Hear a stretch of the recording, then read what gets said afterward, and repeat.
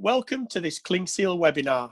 My name is Paul Johnson and we're going to look at clamping techniques, how to get the most from your homegrown forage and how best to use and apply your choice of silage sheeting products.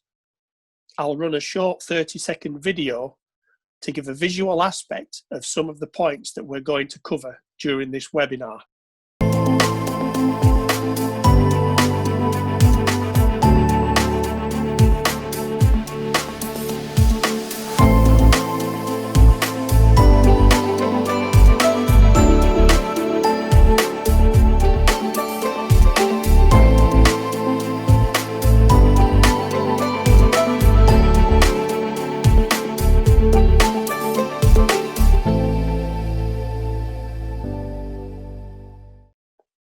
The management of the clamp during the filling and feeding process is of the utmost importance.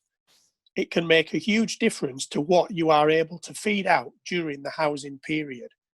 When it comes to losses, it's always the most nutritive bit of the silage that is lost, and on average, these losses total 25% in dry matter. This equates to 35 to 40 pounds per tonne of dry matter for every tonne of silage that is fed. On a dairy farm, looking to average 35 litres of milk from 30% dry matter, this totals at £1.61 per cow per day. It doesn't sound a lot, but when you have 100 cows being fed 46 kilograms of silage a day for a housing period of 150 days, this ramps up to a substantial figure of around £24,000. One of the most beneficial things that we can do to lessen the amount of spoilage is to get the density of the clamp right. Good compaction is critical to getting the right density in the clamp, which will reduce the amount of oxygen present that enables a more efficient fermentation process, which will lower the amounts of aerobic spoilage within the clamp. To do this, we must fill the clamp using layers no deeper than 15 centimetres and compact each layer as it goes into the clamp. The aim is to have 250 kilograms of dry matter in every cubic metre of the clamp.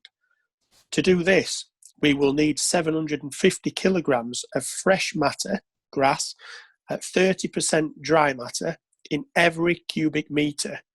Only by rolling every layer that goes into the clamp will we be able to achieve this target. Research shows that increasing the layer depth to 25 centimetres will reduce the density by 120 kilograms of fresh matter per cubic metre, leading to more oxygen in the clamp, a less efficient fermentation process and higher amounts of aerobic spoilage. Now that we know the fresh matter per cubic metre target, how do we put it into practice? What can we do to help us judge the 15 centimetre layer depth? The first thing that will help us is to measure the amount of fresh matter that the trailer holds.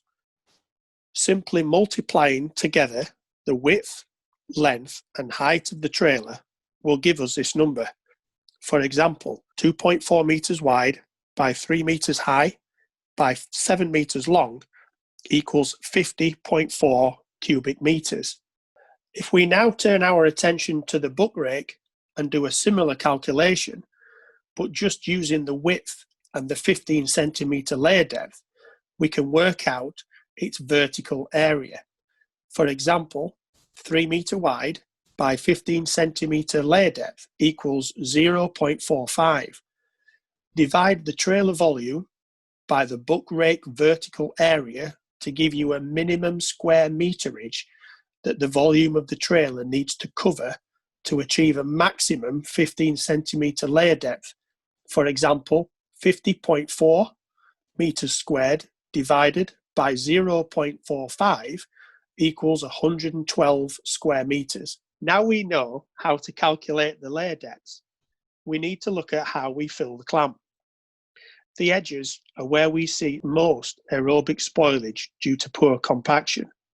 If we add a ramp along the sidewalls, it will enable the rolling tractor to get right up to the edge of the clamp without damaging the tractor or the side sheets.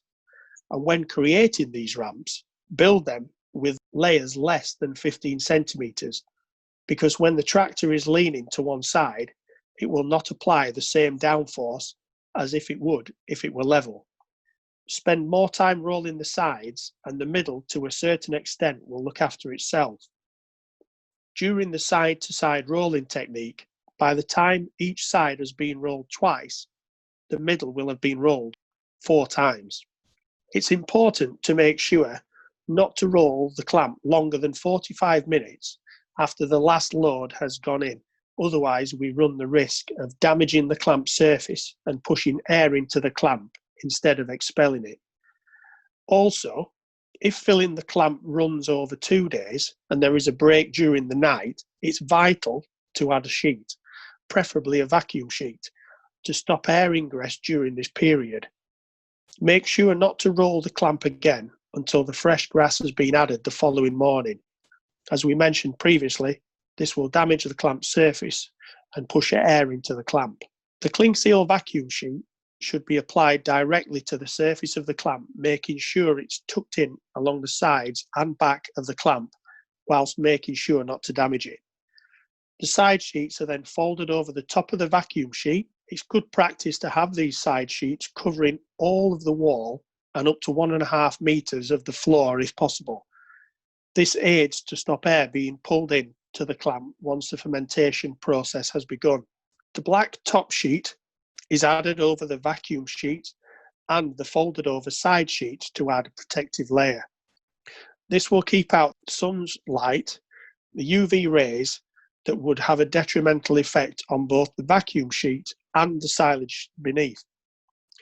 Weights in the form of a heavy mesh cover, bales or mats are added to provide constant pressure to every part of the clamp surface. Check and tighten the mesh cover or move the weights if needed every day for up to a week after the clamp has been sheeted up.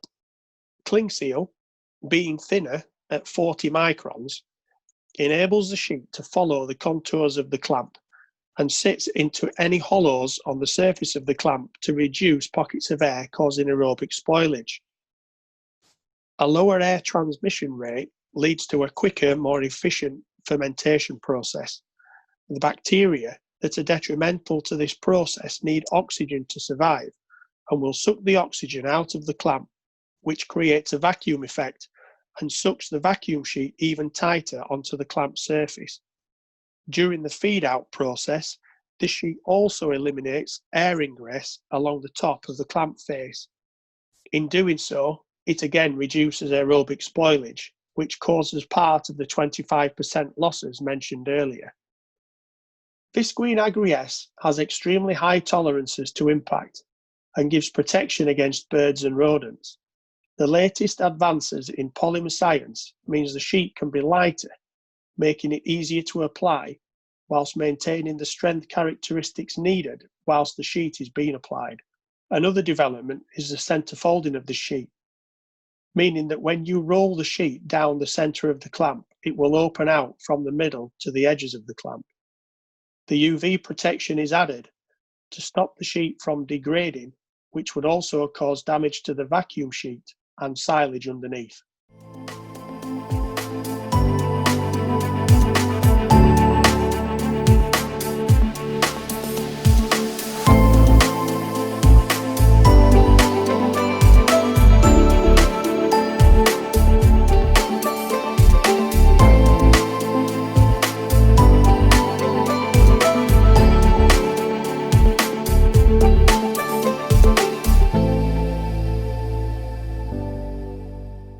For the latest updates and best practice information, please search for Visqueen silage sheets on Facebook and Twitter.